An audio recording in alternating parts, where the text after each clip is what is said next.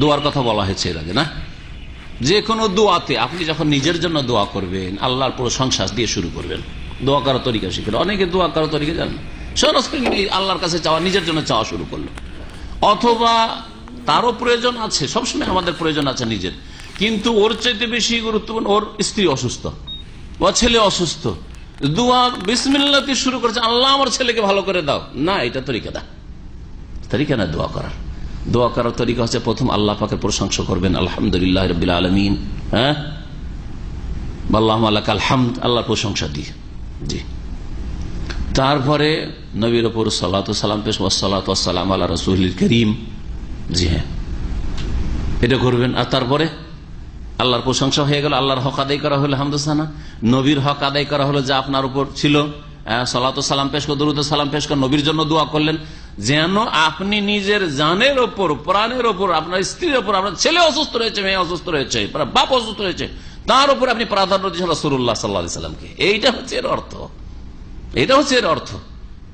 রাসূলের জন্য আগে দোয়া, তারপরে দোয়া যখন শুরু করবেন তখন এই করিয়েন না যে আল্লাহ আমার ছেলেটা অসুস্থ আছে, হাসপাতালে আছে, তাকে ভালো করে দাও। হ্যাঁ, আমাদের মুস্তাকিমের ছেলে অসুস্থ আছে, আল্লাহ যেন শফা দান করেন। তো আবার সরাসরি শুরু করবেন না, কি করবেন? কোরআনে কি শিখেছে?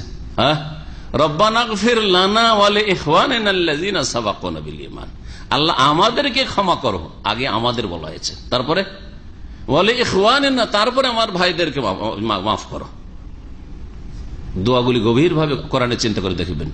আর একটি দোয়া বলি, রব্বিগফিরলি ওয়া লিওয়ালিদাইয়া, বাপ মায়ের হক আল্লাহর পরে বললাম, তাই না?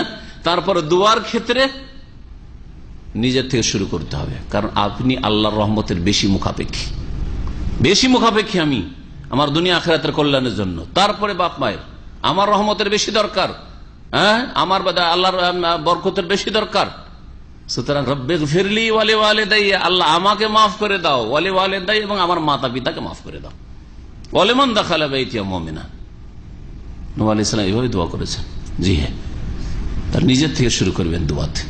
শেষখানে যখন শেষ করবেন, আবার আপনি সেখানে নবী সাল্লাল্লাহু আলাইহি ওয়াসাল্লামের উপর দরুদ সালাম, সাল্লাল্লাহু নবিয়্যিনা মুহাম্মদ, এইভাবে, অথবা সুবহান রাব্বিকা রাব্বিল ইজ্জাতি আম্মা ইয়াসিফুন ওয়া সালামুল মুরসালিন আলহামদুলিল্লাহ, এইভাবে আপনি যখন কোনো বালা মুসিবত আসবে আপনার উপর, বালা মুসিবত আসবে, অথবা ভুল করেছেন, গুনাহ করেছেন, আল্লাহর কাছে ক্ষমা চাইছেন, তওবা করছেন, মাগফিরাত চাইছেন, দুটো ক্ষেত্র করা যেতে পারে, 11 হয়ে গেল।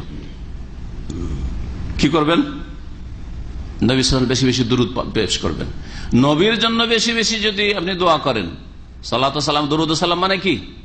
নবীর জন্য বেশি বেশি দোয়া করা। তো নবীর জন্য যদি বেশি বেশি দোয়া করেন, অথচ আপনার প্রয়োজন, আপনার বালা মুসিবত আছে, হ্যাঁ, আপনার গুনাহ আছে, তওবা করতে চাইছেন, তার আগে নবীর জন্য দোয়া করছেন আপনি, তাহলে আপনার গরজটাও আল্লাহ পুরো করে দেবেন, আপনার গরজটা পুরো করে দেবেন। এই মর্মে একটা হাদিসের ছোট্ট অংশ শোনাই।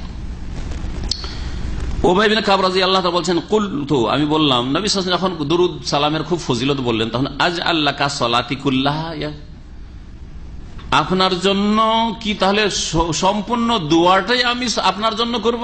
আমি দোয়া করতে কি আমার প্রয়োজন, আমার ছেলে মেয়ের প্রয়োজন, কিন্তু যত ফজিলত শুনলাম সালাত সালামের, সালাতের, দুরুদের, তাহলে পুরো দোয়াটাই কি আমি আপনার জন্য করব? শুধু সালাত পেশ করব, এই দিয়ে আমার সব গরজ পুরা হবে?